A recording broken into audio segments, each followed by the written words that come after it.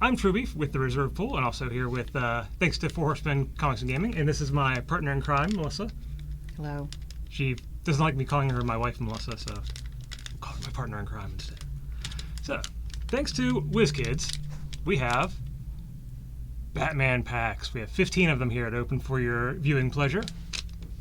I've been showing some extreme extreme willpower to not open these immediately, and Melissa, of course, has been getting on me to do it. But we're going to try to go through these pretty quick. We got 15 packs, and with 2 cards each, that's like, if we spend a minute on each card, that's already a half hour. So. Okay, well, let's get going. Stop. Okay. Yeah, I'll stop dilly-dallying. Would you like the honors of going first? Cool. Can I ramble about it for a little bit? All right, here. I'll pass these over to you. All right, so our first 2 dice. I think that's Repunner and Battering. It is Battering. It's rare. It's a rare Battering and a common Repunner. An actual Repunner himself, as opposed to his chalkboard. All right, so here we go. Trying to read it off the screen. I'm not going to be able to. So we have spin up each of your Batman character dice 1 level. Boomerang. After using this die, roll it. If you roll an action face, add it to your prep area. So that's similar to what we saw with the original Lex Luthor in Justice League. So now some of our basic actions or regular actions have that. I want to read it. Okay, now Melissa will read Rip Hunter. Let me read it. Okay, Rip Hunter Rip Hunter is active.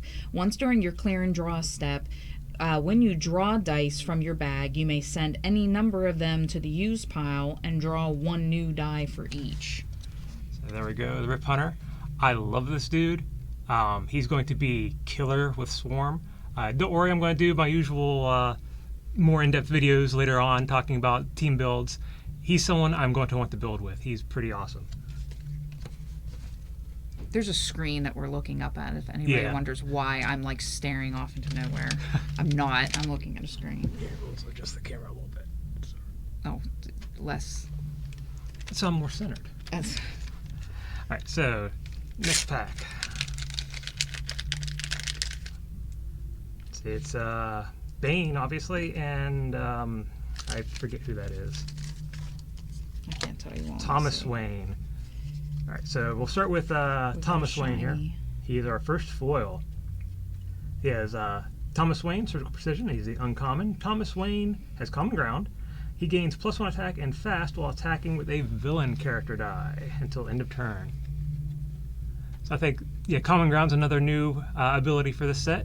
So we've got when a certain affiliation attacks with a rival affiliation, they're finding a common enemy in your opponent, which is kind of cool. And then Bane. Bane just has Gadgeteer, and this is actually a cool new ability. When Bane attacks, you may roll an action die from your use pile. If it is a action face, you may field it.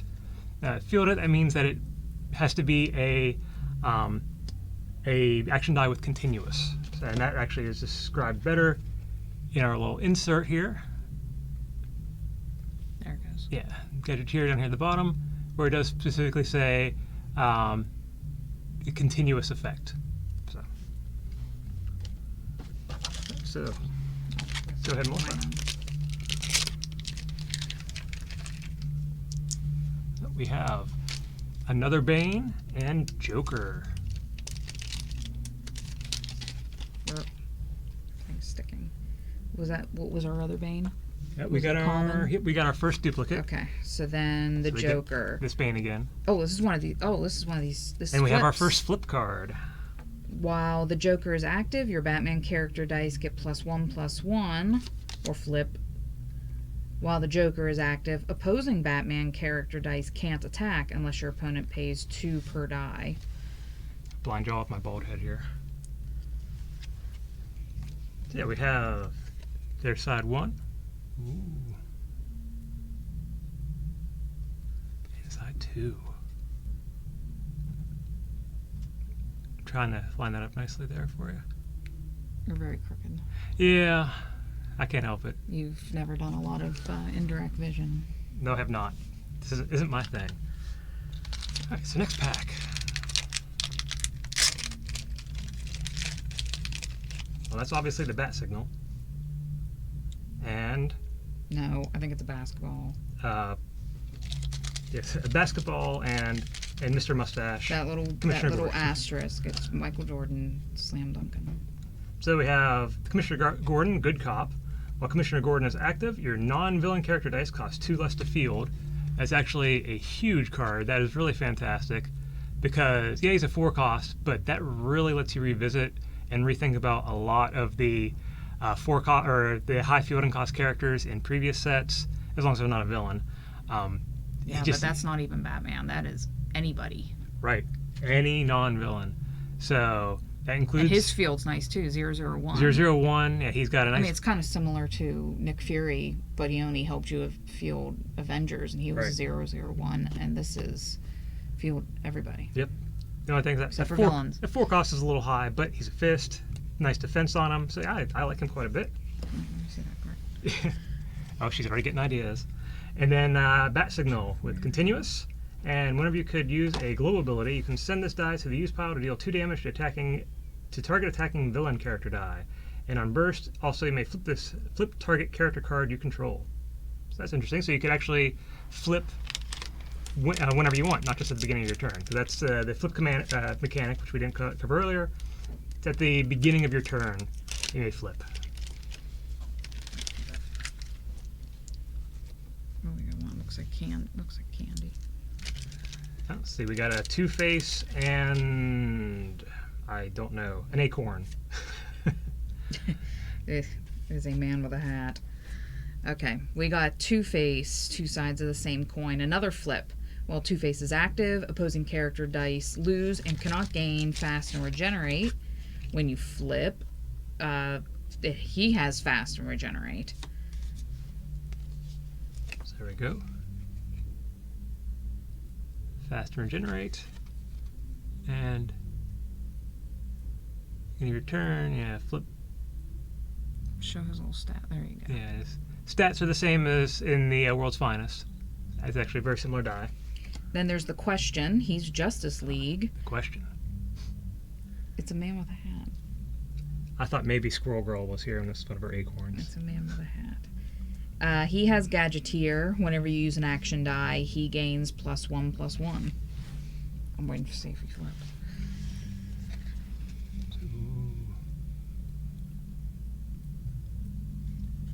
Alright, it's my turn. Keep waiting for you to do the Wayne's World extreme close-up. We have a bow tie and an umbrella. They go well together for a fashionable night out.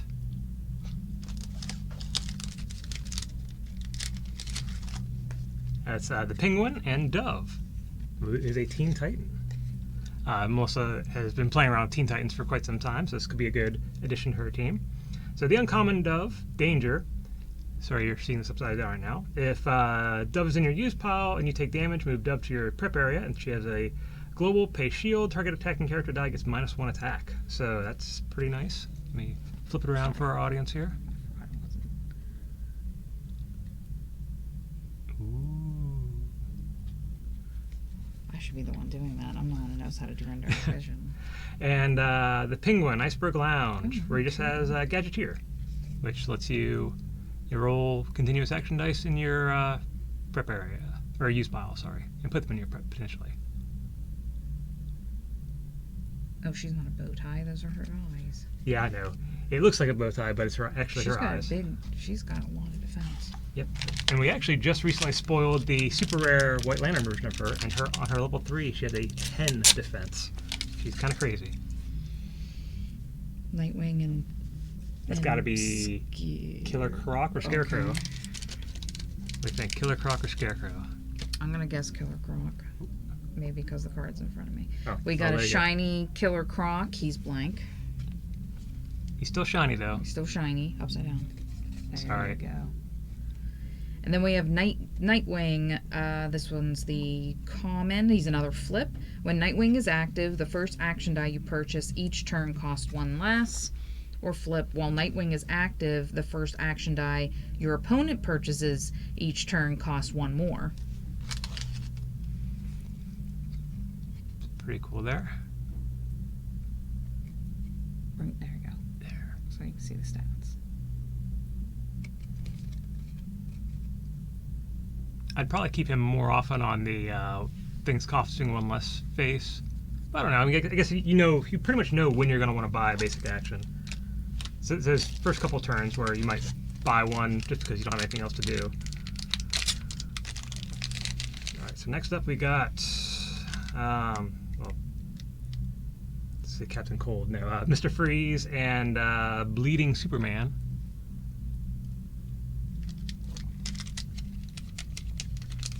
Sweaty Superman. Sweating Superman, yeah. Connor Kent. Apparently he's the sweaty. Why is he sweaty? Yeah, it's Project Cadmus made him all sweaty. Yeah, Connor Kent cannot be blocked by villain character dice. So we had the Batgirl kind of like that, but she had the can't be blocked by villains and can't be blocked by sidekicks. That was a little bit better. But still, I mean, 3-cost Superman affiliation. 3-cost. And actually, that's one thing. The Superman affiliation, one of the weaknesses of playing that in World's Finest was everything was at least 4-cost. So he gives you, except for Lois, I think. But he gives you another 3-cost option. So actually, yeah, it could be a way to revisit the Superman affiliation. Then Mr. Freeze, when fielded, put a stun token on opposing character cards. And stun tokens are something else new for this set.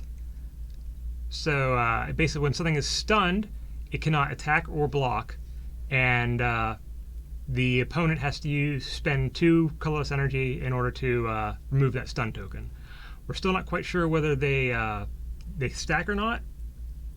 That was a rule form question, but still, they seem really cool. Unfortunately, it's not a blanking, so it doesn't stop abilities. So if something's like Dwarf Wizard out, it's not going to really help you with Dwarf Wizard, just to make it so it can't block or attack. But still, it's a pretty cool little ability. Cool ability. Sorry, Commissioner Gordon and... Sorry, it's wow, it's an eggplant. The Eggplant Wizard with a sword, Eggplant. And another Commissioner Gordon. This one, I think it's it's the same one. It's common. So we got two of the common. Talia al Ghul. Talia al Ghul. She's the eggplant. She's a flip. When Talia al Ghul is active, your villain character dice may not attack. If you flip, when she's active, your non-villain character dice may not attack. So you could have her as a good guy or a bad guy, depending on how you feel. So I guess that's the drawback with her. There you go. She has pretty decent stats. The fielding cost is a little high. But for a 3-cost with a 4, 5, and 2, or 4, 5, and 5, sorry, but with a 1, 2, 2 fielding cost. But if you have her on the Bat character side, Commissioner Gordon works. If she's on the villain side, now she doesn't work with Commissioner Gordon. So that's an interesting way of using the flip stuff. This flip mechanic is pretty awesome. I really like it. Alright, so we're down to only 6 packs left. Oh, another Talia, and something new. Looks like something blowing up. Piece of dynamite. I don't know. Oh, it is Barda. Hell hath no fury. And she's one of the new gods, which, we're Marvel people. I actually don't know anything about the new gods. I'll assume they're new and they're gods. While Big Barda is active, your new gods character dice get +2/+2. So obviously there are other new gods, and they're going to get big when she's out. So seems interesting. Ooh, it's like it's a double foil. It flips and it's foil. So we have Talia al Ghul, the uncommon this time. Upside down. Sorry, and she is foil on both sides. I actually don't know of any other card game that does double-sided foils, because even Magic. Sorry. So even Magic, when they did the Innistrad set, the foils in that, I don't think any of the foils were double-sided. But Common Ground, when Talia al Ghul attacks with at least one villain character, you gain 1 life. And on the other side, when Talia al Ghul is active, after you declare attackers, if they were all villain character dice, gain 1 life. So it's a way to work with villains either way. Kind of cool. It's a big eggplant on both sides.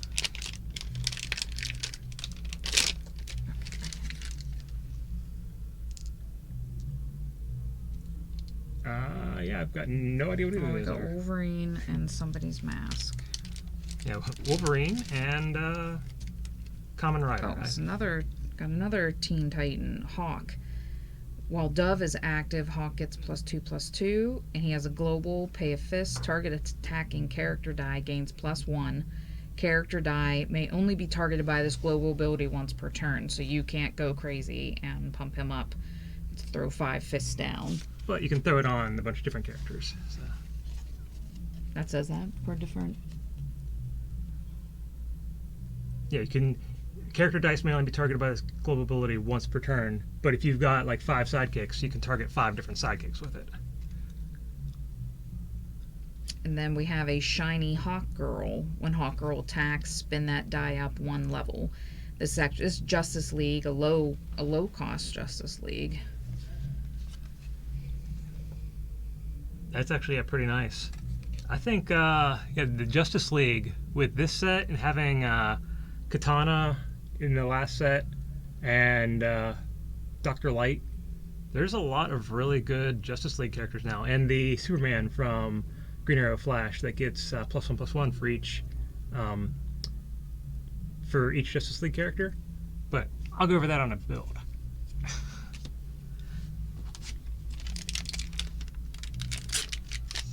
We're down to 4. So we got the question again. Right. And I know this one, the Parademon. I'm hoping, I think it's the uncommon one I saw that I really, really want. Nope, it's the common.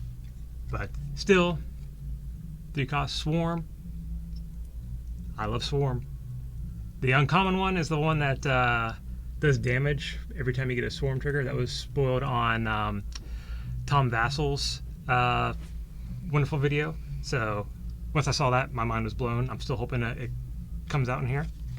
And then we have the rare question. That's Gadgeteer. And while the question is active, if you control no villain character dice, he gains Regenerate. And he's another low-cost Justice League character. So there we go.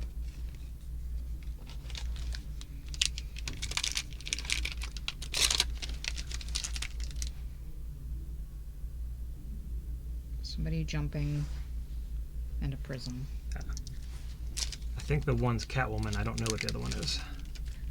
Jumping Catwoman. She's a flip. She's a blank flip. She's a Batman. Oh, so she could either be a Batman character or a villain. Flip. Flip. 2 cost.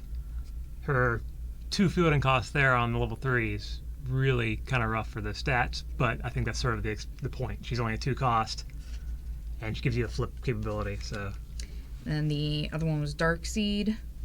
When Darkseid is active, whenever you can use a global ability, you may sacrifice a Parademon. If you do, draw 2 additional dice from your bag during your next clear and draw step. And he also has a global to pay 1 colorless, remove a die from your prep area, move a die from your prep area to your use pile, then draw a die from your bag and add it to your prep area. So there we have Darkseid, but unfortunately not the super rare Darkseid. Hopefully we'll see him at some point. Oh, sorry. They're really tiny. Yeah, they are really tiny, aren't they? There you go. Right, so last 2 packs.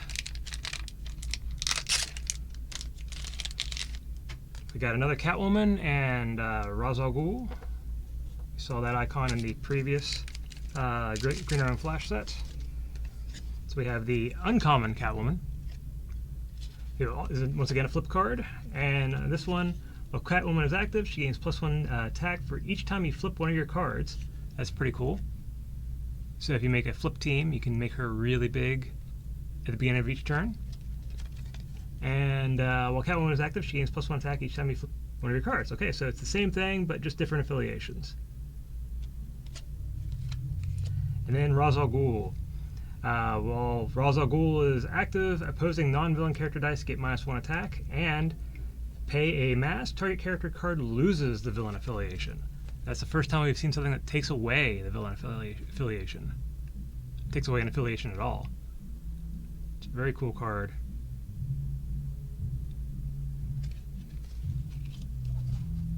And now, our last pack. Melissa? What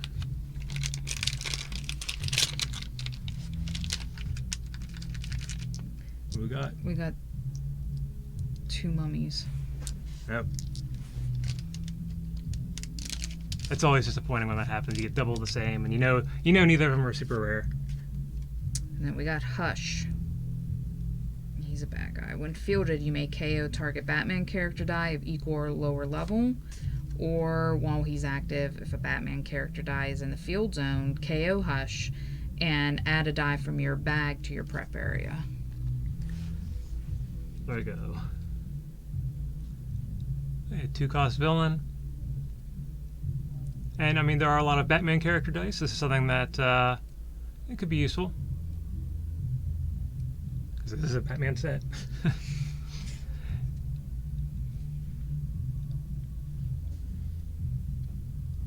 This would be nice. Might be a nice way if Batgirl Babs becomes really relevant again. I mean, she's always relevant. But if you have her a lot in your local meta, you could be a nice counter to that. Way to get her off. You're not doing damage to her. So, well, there we go, folks. That's everything. A lot of stuff I'm really excited to build with. I'll be doing a couple more videos talking about the things we can do with it. Unfortunately, didn't see any of the super rares, but still, I'm really excited for this set. It's going to be a lot of fun. I can't wait to build with it. Any thoughts, Melissa? No, I'm pretty quiet today. Yeah, that's rare.